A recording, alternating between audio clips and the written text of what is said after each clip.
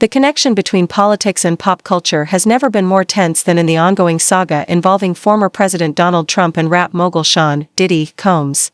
What began as a seemingly amicable relationship between two influential figures has devolved into a cautionary tale of loyalty, politics, and public perception. Just weeks after Combs was found guilty on 2 out of 5 federal charges, including transportation to engage in prostitution, Trump made headlines by declaring that issuing a presidential pardon for the music icon would be more difficult than people might expect. And the reason, according to Trump? It wasn't just about the charges, it was personal. In a candid interview with Newsmax's Rob Finnerty on August 1, Trump didn't mince words. He reflected on his past interactions with Combs and explained why granting him clemency would now be complicated. Well, he was essentially, I guess, sort of half innocent, Trump said, referencing Combs' split verdict. Still in jail or something. He was celebrating a victory, but I guess it wasn't as good of a victory. The remark hinted at Trump's awareness of the complexities surrounding Combs' case, acquitted of sex trafficking and racketeering, yet convicted on other prostitution-related offenses. But more notably, Trump shifted the narrative from law to loyalty. What stood out in Trump's comments was not just the legal basis for a pardon, or lack thereof, but the emotional sting of betrayal. I was very friendly with him, Trump continued. I got along with him great. Seemed like a nice guy. I didn't know him well. When I ran for office, he was very hostile. Those words struck a chord. Trump, never one to hide his grievances, made it clear that Combs' criticism during the 2020 election campaign was a wound that hadn't healed. It's hard, Trump admitted. We're human beings. We don't like to have things cloud our judgment, right? But when you knew someone and you were fine, and then you run for office and he made some terrible statements, it makes it more difficult. I'm being honest, it makes it more difficult to do. For context, Combs had been publicly outspoken against Trump leading up to the 2020 election. In an appearance on Revolt TV, he warned of the dangers of Trump's rhetoric, stating, "White men like Trump need to be banished. That way of thinking? It's real dangerous."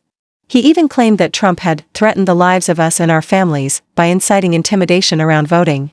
His words were part of a larger movement urging Black Americans and young voters to turn out in droves to vote Trump out of office. Now, years later, those words have come full circle, and they may be the very reason Diddy won't get a second chance through a presidential pardon.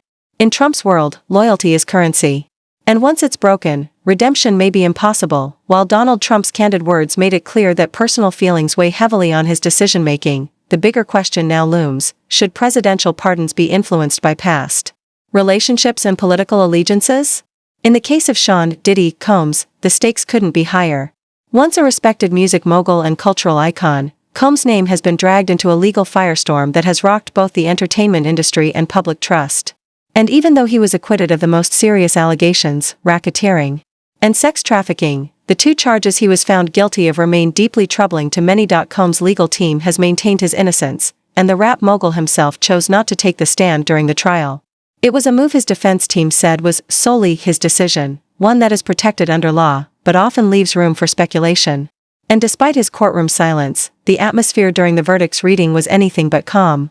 As NBC News reported, Diddy's emotional reaction, dropping to his knees and placing his head in a chair in a prayer-like position, captured the gravity of what had just happened.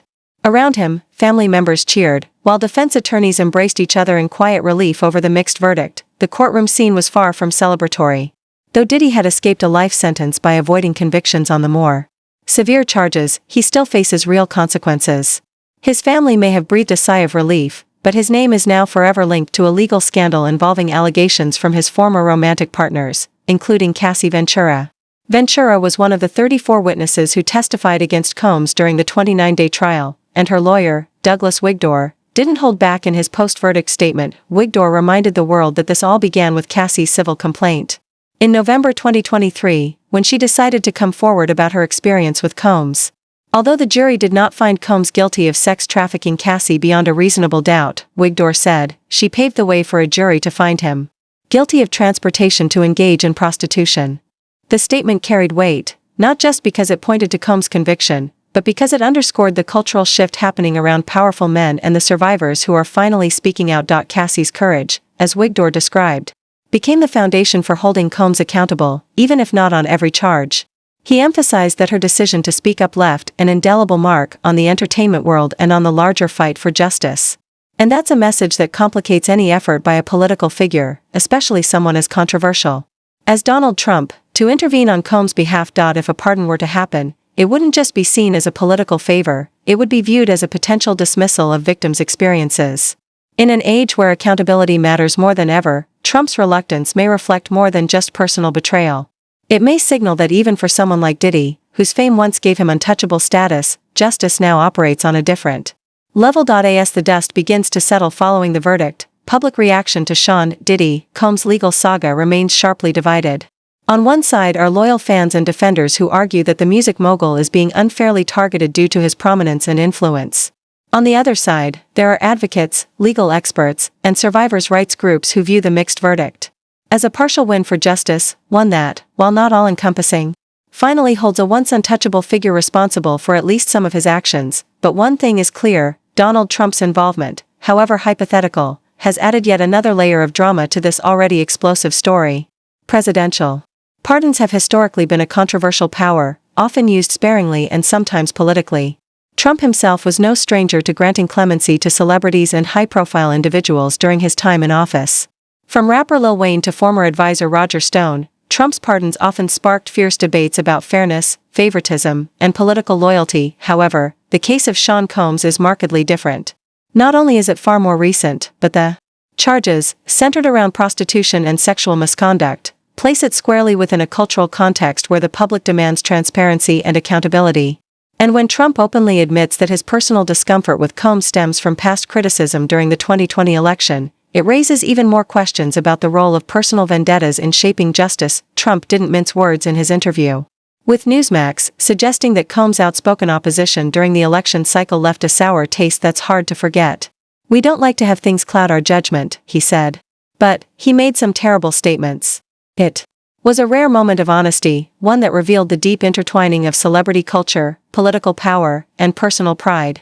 Trump's ego and brand rely heavily on loyalty, and Combs' vocal criticism at such a pivotal moment seems to have struck a nerve. This candid moment has led analysts and commentators to examine the blurred line between justice and revenge. Is Trump's reluctance truly about the gravity of the crimes Combs was accused of? Or is it more about being slighted in the public arena? The truth likely lies somewhere in between, but the implications remain the same. In Trump's world, loyalty is currency, and Diddy may have burned that bridge a long time ago. Meanwhile, Combs continues to navigate the aftermath of his conviction. Despite walking free, he faces intense scrutiny from the public, the press, and within the entertainment industry.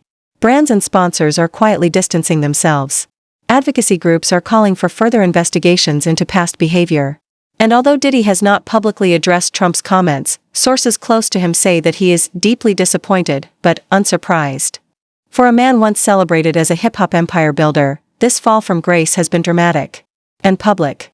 The question now is not only whether he can rebuild his legacy, but whether figures like Trump will play any role in that resurrection. And based on Trump's tone, the door to redemption from that direction seems firmly closed. While Donald Trump's blunt statements about why he likely won't pardon Sean Diddy Combs caused a media stir, they also sparked a larger debate across social platforms, talk shows, and legal circles about the intersection of power, politics, and personal grudges.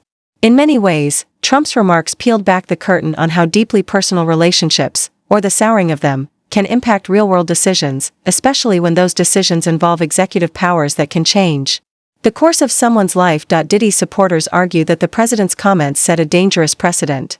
If decisions as serious as pardons can be influenced by whether or not someone criticized the president in the past, then the justice system veers dangerously close to becoming a popularity contest, or worse, a tool of retaliation. Critics say it's one more example of how celebrity, influence, and ego have warped the principles of impartial governance. At the same time, many believe Trump's refusal to pardon Combs reflects a rare, perhaps unexpected, show of restraint. For a president known for granting high-profile pardons to allies and controversial figures alike, his decision not to extend that same courtesy to a former friend could be interpreted as a nod to the seriousness of the charges and the cultural moment we're living in. After all, the #MeToo era has forced both the public and powerful institutions to rethink what accountability really looks like. But beyond the political theater, the heart of this story lies with the survivors, those who came forward to testify, those who shared their experiences, and those who may never have the opportunity to speak out. Cassie Ventura's bravery, as noted by her attorney Douglas Wigdor, was a catalyst. Her civil case set the wheels of justice in motion. Even though Combs was acquitted of the most serious charges, the court's findings and the public trial have already left an undeniable mark. As for Diddy himself, the emotional reaction in court, falling to his knees upon hearing the verdict, surrounded by family and attorneys, spoke volumes. It was a moment of relief, but not triumph. Though his team tried to frame the outcome as a legal victory, it's clear that the public eye sees a far more complicated picture. The headlines may declare not guilty on some charges, but the court of public opinion is still very much in session. Meanwhile, Diddy's professional future remains uncertain. While some fans remain loyal, others have turned away. Brands, collaborators, and industry partners are proceeding cautiously. The entertainment world, once quick to forgive powerful men, is now slower to forget the very legacy Diddy spent decades building, one of opulence, influence, and dominance, now feels precarious. And then there's Trump. By openly admitting that Combs' previous political attacks made it more difficult to issue a pardon, he inadvertently reminded the world just how fragile the line between justice and revenge can be when personal history and political clout collide. Ultimately, this story isn't just about one man's downfall or another man's revenge. It's a collision of fame, justice, power, and ego. It's a reminder that even the most untouchable celebrities can be brought into the harsh light of accountability, and that no one, not even a billionaire rap mogul or a former president, is above scrutiny. Whether Diddy's story ends in redemption, further downfall, or quiet disappearance from public life, only time will tell. But the message has been sent, the rules of fame are changing, and everyone, no matter how powerful, will be held to account.